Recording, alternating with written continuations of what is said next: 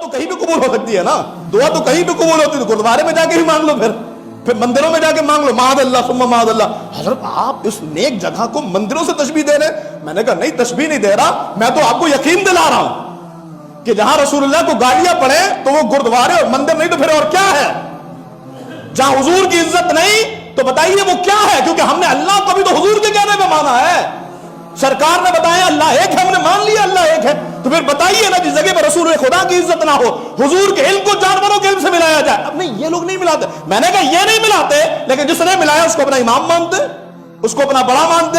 مطلب آپ کوئی ایک نماز بھی کسی ایسے کے پیچھے نہ پڑھے جو آپ کی ماں کو گالی دے, باپ کو گالی دے, جو آپ سے ذاتی رنجش اختلاف رکھے, اور جو حضور کو گالیاں دینے والوں کو اپنا امام مانے.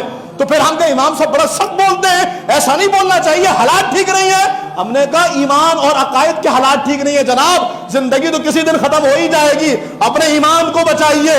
4 دن کی چاندنی کو دیکھ کر کے رسول خدا کے خلاف گندا عقیدہ رکھنے والوں کے پیچھے جانا, ان کی اقتدا کرنا, ان کو امام ماننا, ان کے جم غفیر میں شریک ہونا, اور ان کے پیچھے دعا کے لیے ہاتھ اٹھانا, دعا قبول ہوگی, وہ تو روز محشر پتا چلے گا کہ دعا قبول ہوئی تھی.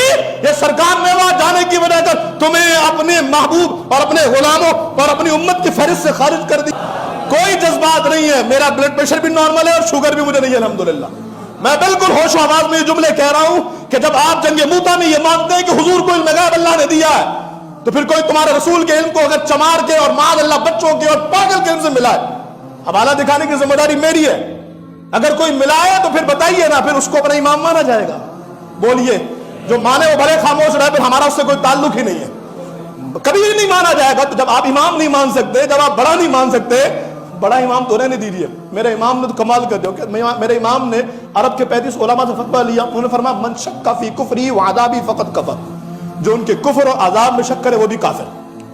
بالکل دو ٹوک موقف ہے. دشمن احمد پہ شدت کیجیے, ملحدوں کی کیا مربت کیجیے, غیظ میں جل جائے بے دینوں کے دل, یا رسول اللہ کی کثرت کیجیے. شرک ٹھہرے جس میں تعظیم حبیب, اس برے مذہب پہ لعنت کی.